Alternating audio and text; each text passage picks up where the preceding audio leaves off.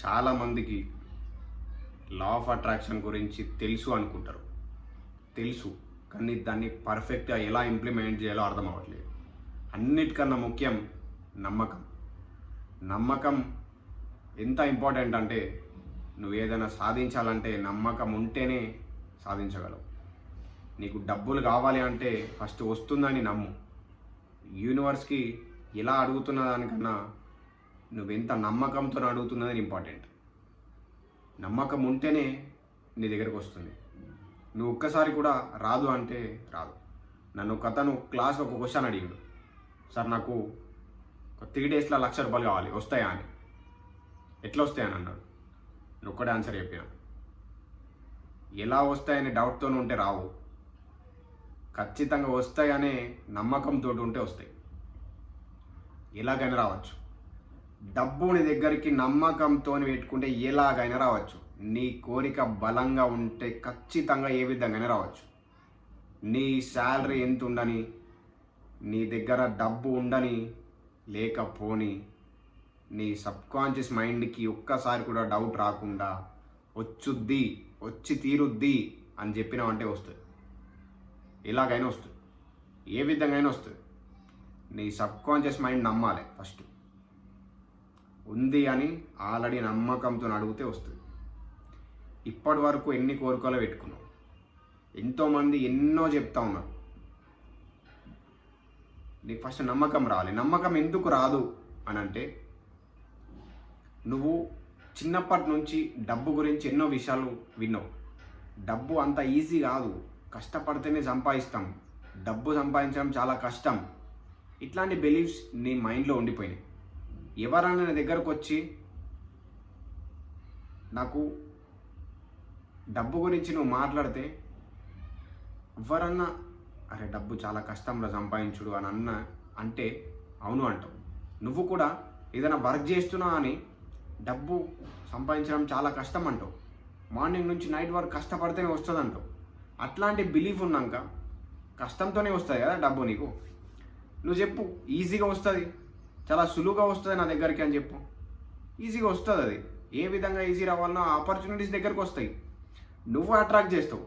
నువ్వు వేరే దగ్గరికి అవసరం లేదు, నువ్వే అట్రాక్ట్ చేస్తావు. డబ్బు కావాలి అనే అనుకున్నా డబ్బు నేను అట్రాక్ట్ చేయగలుగుతాను ఈజీ అని అంటే, డబ్బుకు సంబంధించిన అవకాశాలు డబ్బే నీ దగ్గరికి వస్తుంది. డబ్బు వచ్చేంత వరకు ఎలా వస్తుందో కూడా నీకు తెలియదు, నువ్వు ఊహించవు కూడా. అట్లాంటి విధంగా రావచ్చు, జస్ట్ నువ్వు అనుకున్నవి కూడా విధంగా కూడా రావచ్చు. దానికి కావాల్సింది ఫస్ట్ నమ్మకం. ఎటువంటి పని చేయకుండా అనుకుని డబ్బులు సంపాదించవచ్చు. ఓకే, నువ్వు అట్లా అనుకుంటున్నావు. మార్నింగ్ నుంచి నైట్ వరకు చేసేది అంత పనే కదా. ఒక చిన్న వస్తువుని తీసి పక్కకు పెట్టినా అని కూడా అది పనే కదా. సో నువ్వు పని చేయట్లేదు అని అనుకోకుండా పని చేస్తున్నాను అనుకో. ఎస్, నేను పని చేస్తున్నాను, సులువుగా వస్తున్నాయి నా దగ్గరికి డబ్బులు వస్తాయి. ఖచ్చితంగా బలమైన కోరిక ఉండాలి, ఖచ్చితంగా వస్తుంది. ఏ విధంగానే వస్తాయి.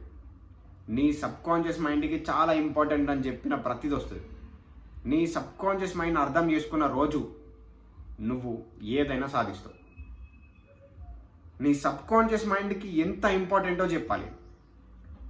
నేను రిచ్ అవ్వాలి అనుకుంటున్నావు అంటే నువ్వు ఇవ్వడానికి రెడీ ఉండాలి. నువ్వు ఎంత ఖర్చు చేస్తున్నావు అంటే, ఇప్పుడు నువ్వు రిచ్ కావాలి కానీ నీ శాలరీ 30,000 50,000. నువ్వు ఖర్చు చేస్తున్నావా? దాన్ని సేవింగ్ చేస్తున్నావు, ఎమర్జెన్సీ కోసమే కొంత డబ్బును పెట్టుకుంటున్నావు.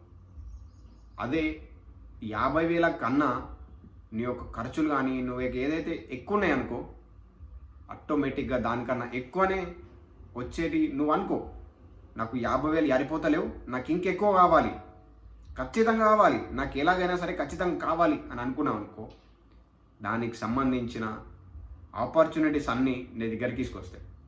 నీకు 20,000 శాలరీ ఉంది, ఓకే, 30,000 కావాలి నాకు ఎలాగైనా బలంగా కోరుకున్నావు అనుకో, 30,000 నువ్వు ఉన్న ప్లేస్లోనైనా రావచ్చు, లేదా కొత్త ఆపర్చునిటీ రావచ్చు, ఏదైనా జరగవచ్చు. నువ్వు బలంగా కోరుకుంటే జరుగుతుంది. బలమైన కోరికే నీ దగ్గరకు వస్తుంది. కోరిక, బలమైన కోరిక.